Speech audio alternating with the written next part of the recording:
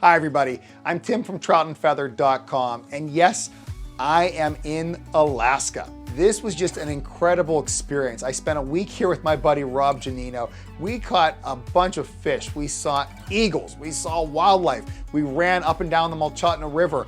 But then whenever I kind of thought about this entire experience, if I wanted to sum it up with just like one line, how about I only used one fly rod all week? You'll never guess which one. Stay tuned.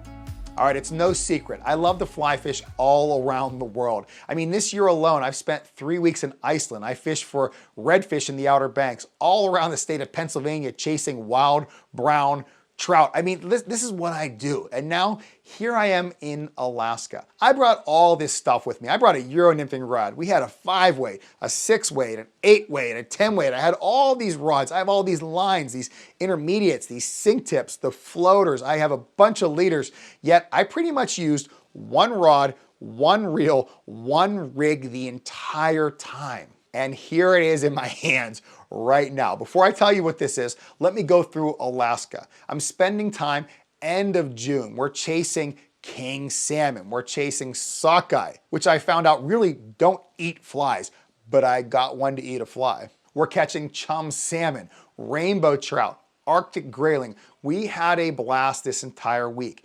And now when I look back, all my other rods were out, but this is the rod that I used. And it is, come on, you could have guessed this, a 9-foot 8-weight. The rod is a Lamson Velocity. I really like this model because you're not going to break the bank. We're talking under $500 for a really great rod. It has a great feel to it. It throws through the wind. I brought this rod to Iceland. I brought this rod down for redfish. I'm here in Alaska with this rod. It's the only rod that I've used pretty much this entire summer. I guarantee many of you have been to Alaska before. So before I say, hey, this is the only rod, pause the video, jump down to the comments, tell me what rod you used when you were in Alaska, what species you were chasing, and what part of Alaska you were in. Because I know you're gonna ask, the reel is a Lamson Lightspeed. I mean, this is the whiskey color.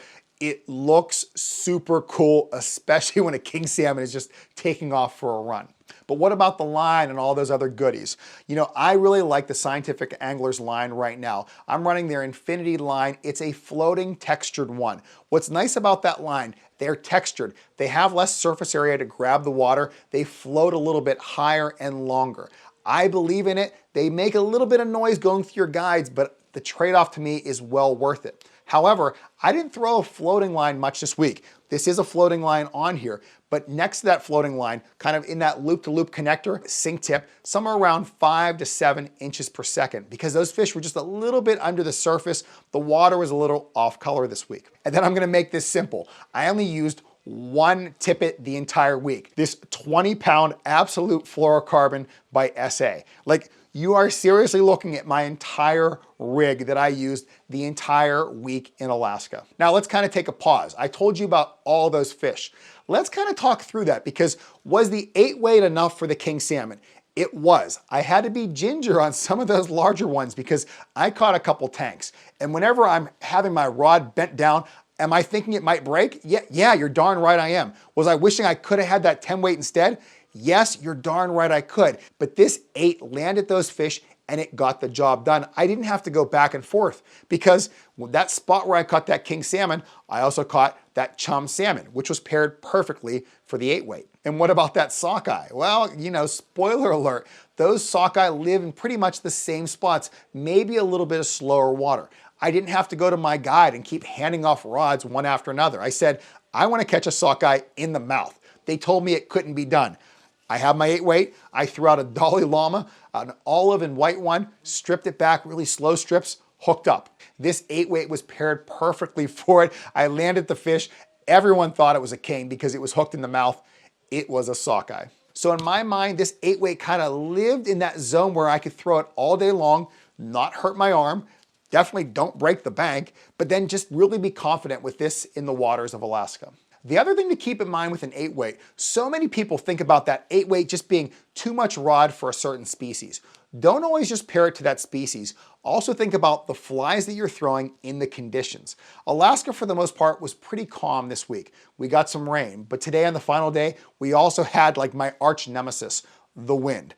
This 8-weight had no problem pushing flies through the wind, and I mean heavier flies, zonker strips, stuff that would just sink kind of like a wet sock. So whenever I'm throwing those, I know I can throw them with confidence, and this 8-weight will get that job done. I fished this week with Alaskan Remote Adventures. I mean, this is such a really incredible fishery because all these waters feed into Bristol Bay. You probably have heard about that related to Pebble Mine, which recently got shut down. I fished the tributary that was going to be affected. We caught fish on that tributary. So for those of you who fought against Pebble Mine, thank you, because you basically helped make this trip possible. This lodge is still here. This fishery is still intact. Are you hearing me loud and clear? Did I bring a Euro nymph rod? Yes. Did I use it? No. Did I bring a 6-weight and a 10-weight? Yes. Did I use them? Very, very sparingly. The 6-weight never came out. If there was one rod I was going to recommend to use in Alaska, you're looking at it right now.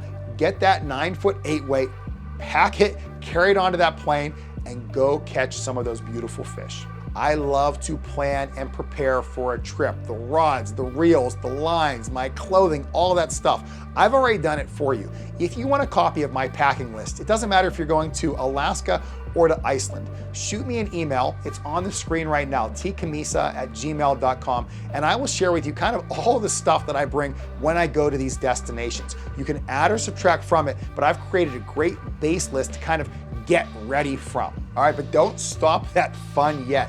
While in Alaska, I also made more videos about, the fish you're chasing, the flies you should be using, all kinds of fun stuff, and you can find a playlist of all of those videos and more right here. So click that link, watch those videos, you can thank me later.